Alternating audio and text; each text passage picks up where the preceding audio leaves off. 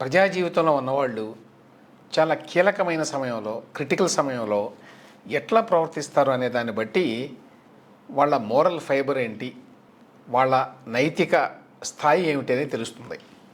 ఆ విషయంలో వైఎస్ఆర్సీపీ నాయకుడు, మాజీ మంత్రి సీదిరి అప్పలరాజు గారు ఫెయిల్ అయ్యారు అని చెప్పాలి.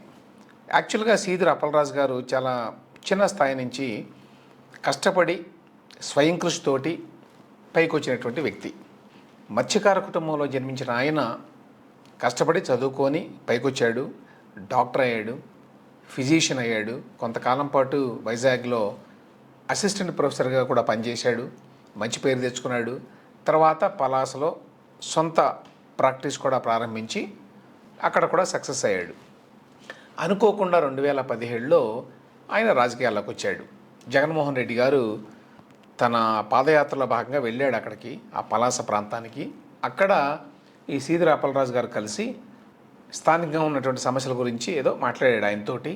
ఆ టైంలో జగన్మోహన్ రెడ్డి గారు కూడా ఇంప్రెస్ అయ్యి, యువకుడు, వెనకబడిన తరగతుల నుంచి వచ్చినవాడు, బాగా మాట్లాడుతున్నాడు ప్రజా సమస్యల మీద అని చెప్పి అతన్ని రాజకీయాల్లోకి రమ్మని అడిగారు, పార్టీలో చేరమని. ఆయన పార్టీలో చేరాడు 2017లో. ఆ తర్వాత 2019లో ఆయనకు టికెట్ ఇవ్వడం, ఆయన గెలవడం జరిగింది. గెలిచిన తర్వాత 2020లో మంత్రి పదవిని ఇచ్చాడు. ఆయన 4 సంవత్సరాల పాటు మంత్రిగా ఉన్నాడు. కొంతమందిని మార్చాడు, కానీ జగన్మోహన్ రెడ్డి గారు 2 సంవత్సరాల తర్వాత ఈ సీదిరి అప్పలరాజు గారిని మాత్రం మార్చాల. అయితే మంత్రి పదవి వచ్చిన తర్వాత సీదిరి అప్పలరాజు గారి వ్యవహార శైలిలో కొంత మార్పు వచ్చింది. జగన్మోహన్ రెడ్డి గారిని సంతోషపెట్టడానికి కొంచెం అడ్డగోలుగా మాట్లాడడం లాంటివి మొదలుపెట్టాడు ఆయన.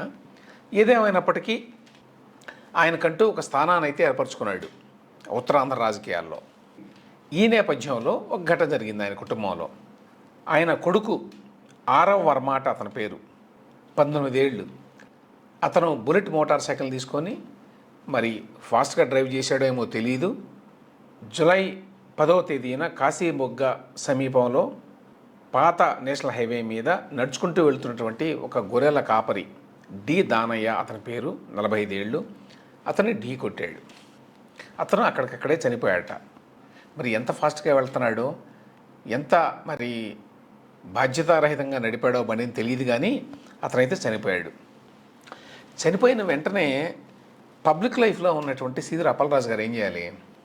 కావాలని చేసింది కాదు, కొంచెం బాధ్యతారహితంగా చేసింది, స్పీడ్గా మరి బండిని నడిపి చేసింది. ఇది రెక్లెస్ డ్రైవింగ్. ఇది బేసికల్లీ వెంటనే పోలీస్ స్టేషన్కి వెళ్ళి తన కొడుకుని పోలీసులకు అప్పచెప్పి జరిగింది ఏదో చెప్పాలి. అవన్నీ చేయకుండా కేసుని తప్పుదోవ పట్టించడానికి ప్రయత్నించాడు ఆయన. తన అనుచరుడు ఒక అతను సిద్ధార్థ త్యాడి అట, అతనే చేశాడు ఈ యాక్సిడెంట్ అని చెప్పి చూపించడానికి ప్రయత్నించారు.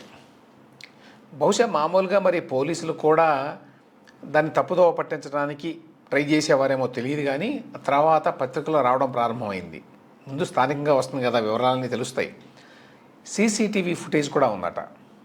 సీసీటీవీ ఫుటేజ్లో క్లియర్గా సీదిరి అప్పలరాజు గారి అబ్బాయి ఈ ఆరవ్ వర్మ అనే అతను ఈ యాక్సిడెంట్ చేశాడని తెలిసిపోయింది.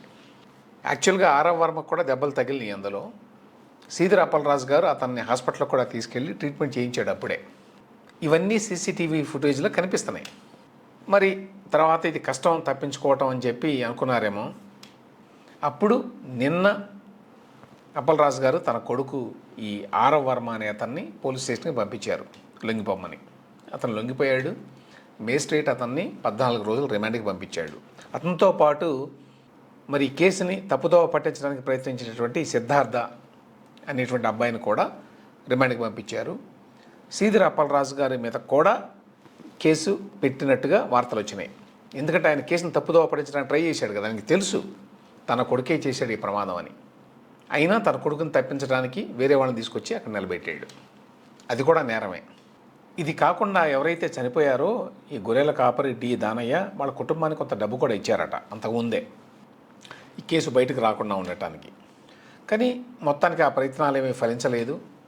అప్పలరాజు గారి అబ్బాయే ఈ యాక్సిడెంట్కి పాల్పడ్డాడు అని చెప్పి పోలీసుల దగ్గర ఆధారాలన్నీ ఉన్నాయి కాబట్టి తప్పించుకోవటం కష్టం. ఇక ఆ నేపథ్యంలో లొంగిపోయారనుకోండి. కానీ మొదటి రోజునే జరిగిన వెంటనే ఆయన ఆ పని చేసి ఉండాల్సింది. చేసి ఉంటే ఆయన పట్ల పబ్లిక్లో గౌరవం పెరిగేది. దుందుడుగా పనిచేసినా ఉద్దేశపూర్వకంగా చేయలేదు కాబట్టి అతని కొడుకు కూడా చాలా భారీ శిక్ష ఏమీ పడేది కాదు. ఇప్పుడు చేసిన పని కంటే అదనంగా చాలా సెక్షన్లు చేరుస్తారు. ఎందుకంటే కేసును తప్పుదోవ పట్టించడానికి ట్రై చేశారు ఉద్దేశపూర్వకంగా. అది కూడా చాలా పెద్ద నేరం. ఆ నేరంలో ఇప్పుడు అప్పలరాజు గారు కూడా ఇరుక్కున్నారు. అదే ఆయన క్యారెక్టర్ మీద కూడా మచ్చ.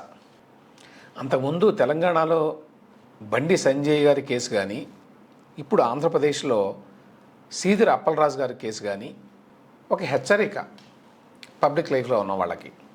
ఇటువంటి దురదృష్టకర సంఘటన ఏదైనా జరిగితే చట్టబద్ధంగా వ్యవహరిస్తేనే మేలు ఎప్పటికీ. రెండోది ఏంటంటే, రాజకీయాల్లోకి వచ్చిన తర్వాత ఎస్పెషల్లీ మధ్యతరగతి ఫ్యామిలీస్ నుంచి రాజకీయాల్లోకి వచ్చి సక్సెస్ అయ్యారనుకోండి, వాళ్ళు వాళ్ళ పిల్లల పట్ల చాలా జాగ్రత్తగా ఉండాలి.